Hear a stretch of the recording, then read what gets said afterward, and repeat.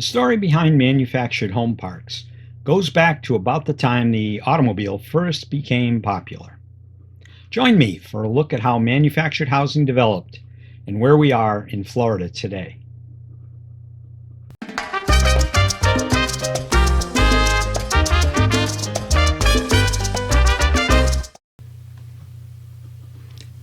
Hello, I'm Russ Watson. I created Florida Manufactured Home Living to enrich the lives of manufactured homeowners and to educate the public on its benefits. This is the second in a series covering the resort parks. Hundreds of thousands live in these parks throughout Florida, yet few know the history that resulted in their creation. We'll cover the prime points in this video, and I'll provide you with additional resources should you want to dig further.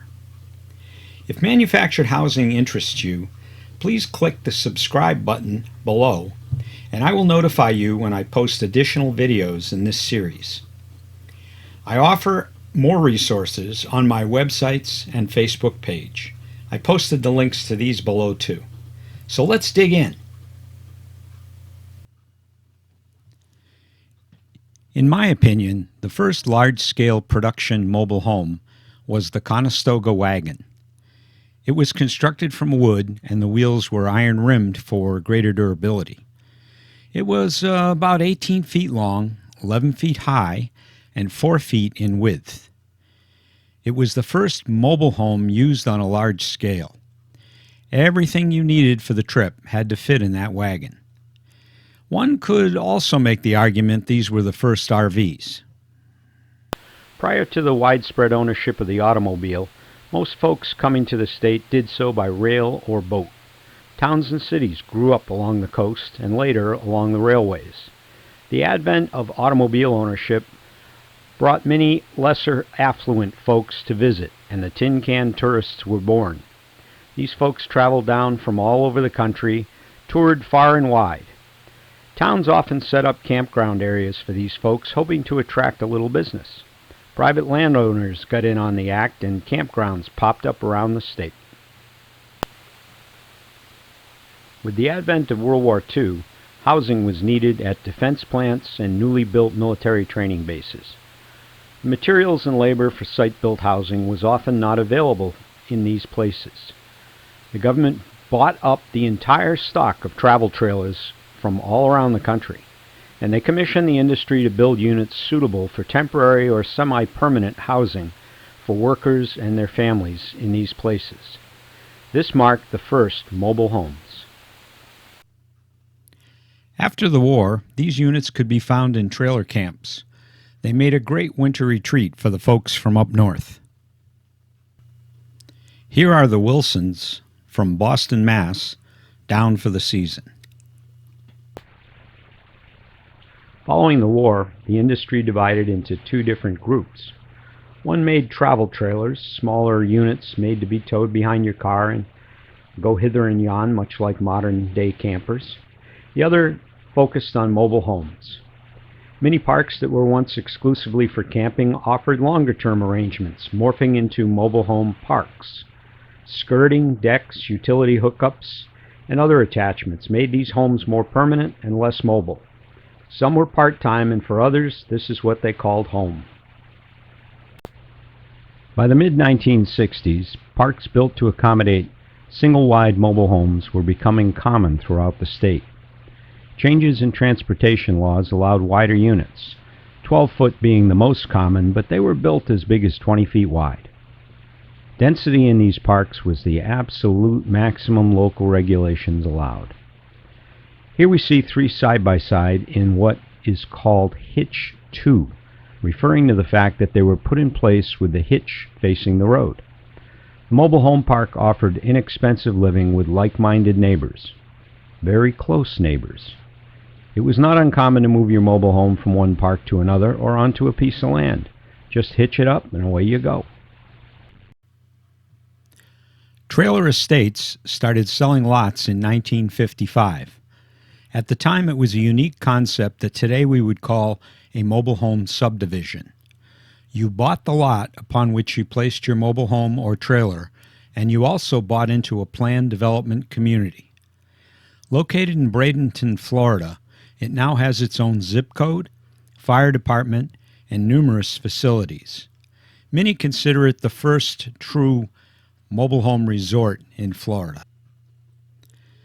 By the 1970s, parks were being built to offer more than just a spot to put your home. Clubhouses and swimming pools were required to attract retirees from the north who were seeking affordable housing in a community setting.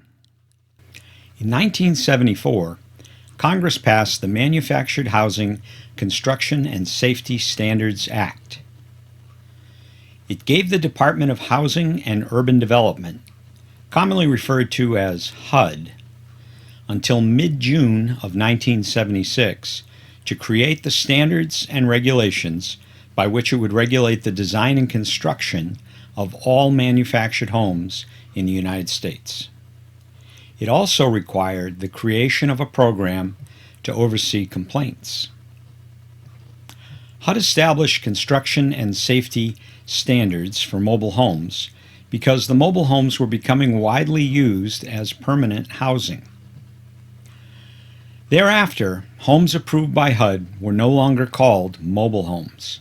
They were now manufactured homes. As part of this legislation, states and municipalities were preempted in any regulation over the construction of manufactured housing. Homes that met HUD code were approved for occupancy. This assured the buyer that a manufactured home, regardless of where it was purchased in the United States, met the minimum requirements set by HUD. The mid-70s through the early 90s saw the development of most of the larger parks we see today. HUD had a hand in this as well, with a program for financial assistance for park development. These parks, for the most part, were still mom-and-pop affairs. It wasn't until the late 80s and early 90s that their investment potential came to the attention of corporations outside the state. In some communities, the residents banded together and purchased the community. These could be formed as a condominium development or a co-op. In either case, the residents wanted to put the future of their community in their own hands. Today, there are a large number of such conversions around the state. Some are small, single-wide sort of parks, and some are elaborate resorts. Corporate investors now own the vast majority of land-lease parks in Florida. Those with the larger portfolios strive to provide consistent products meeting the needs of their residents. They are hands-on with boots on the ground in Florida and managers in their parks who work for the company. These communities tend to be among the most expensive.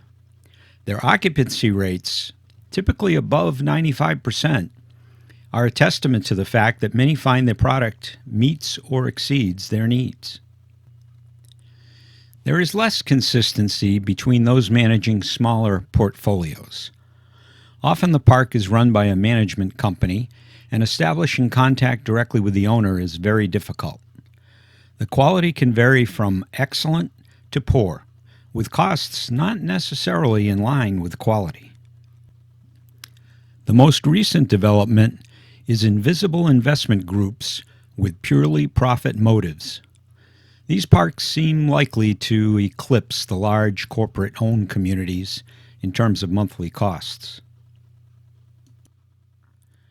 Privately owned parks still exist.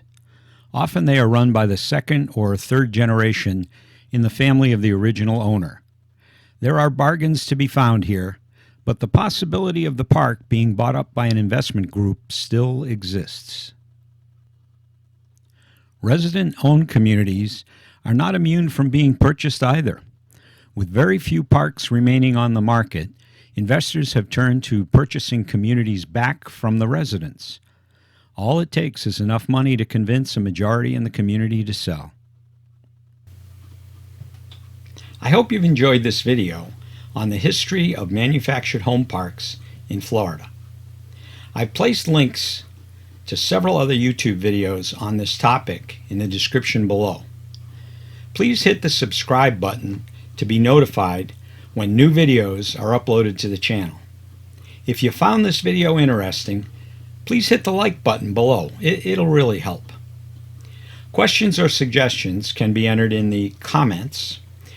And if you currently live in a manufactured home park or are considering one, I recommend you look at the resources available through my website and Facebook page.